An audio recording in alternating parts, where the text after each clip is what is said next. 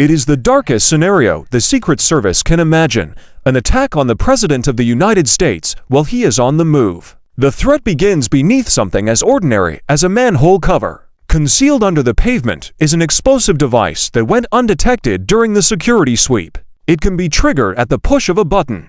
Within moments, the presidential motorcade will pass directly above. But this is only the first danger. A few blocks away, inside a dimly lit apartment, a sniper has set up his weapon, tracking the intersection where the convoy is expected. And further along the route, a van with tinted windows hides an attacker assembling a rocket launcher, ready to strike when the president is most exposed. Fortunately, this is a simulated scenario, but it demonstrates just how many threats the Secret Service has to anticipate and counter whenever the president travels. Every single trip requires an operation involving dozens of vehicles, hundreds of agents, and coordination with local law enforcement. Even before the president is close, the route car and pilot car are already far ahead, scanning for obstacles and suspicious activity. Motorcycle units, the sweepers, weave through traffic and block side streets to guarantee an unobstructed path. Still, not every danger can be spotted. The convoy's heart, the core group of vehicles, soon approaches the manhole with the hidden bomb.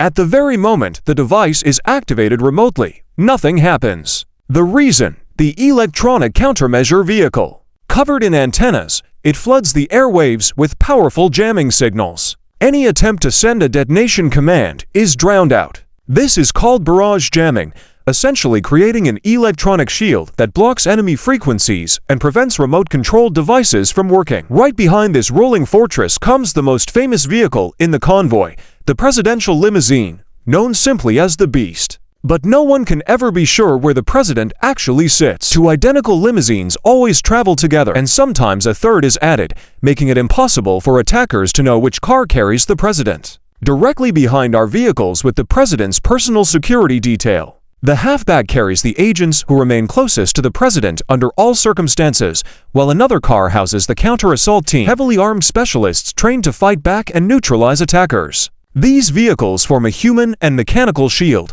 designed to absorb and repel any sudden strike. Supporting them are the control car and support vehicle. Inside ride additional Secret Service agents, senior White House staff, and the president's personal physician equipped for emergency surgery. Still further behind, there are communications and intelligence units. One vehicle serves as a mobile command post connecting every part of the convoy. Another, nicknamed the Roadrunner, carries satellite equipment that provides a secure, encrypted link directly to the Pentagon.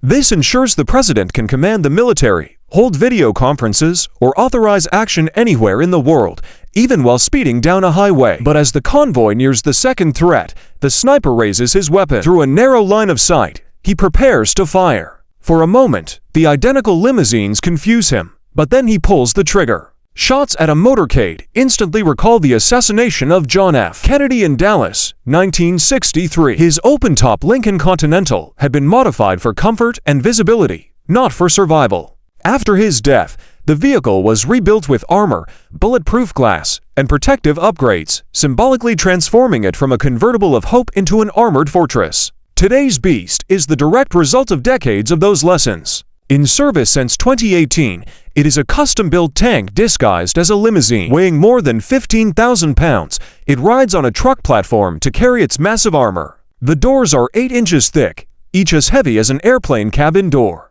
The interior is sealed against chemical, biological, or radiological attacks. Tires can run even if punctured, and the car is equipped with its own supply of the president's blood type for emergencies. Even the door handles can be electrified to prevent forced entry. And yet, the final and most dangerous test lies ahead, the van with the rocket launcher. As the convoy reaches the ambush point, the attacker steps out and aims directly at the limousine. But before he can lock on, smoke grenades are released from the Beast and the electronic countermeasure vehicle. A thick cloud engulfs the cars. This is not ordinary smoke.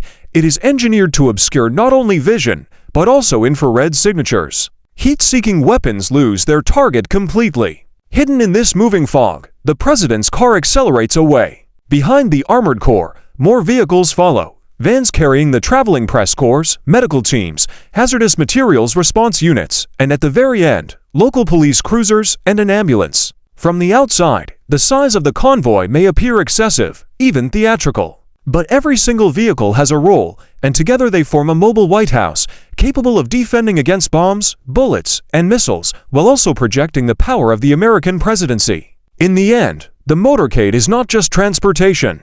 It is a constantly moving security system, a technological shield, and a symbol. A demonstration to allies and adversaries alike that the president is never unprotected, no matter where he goes.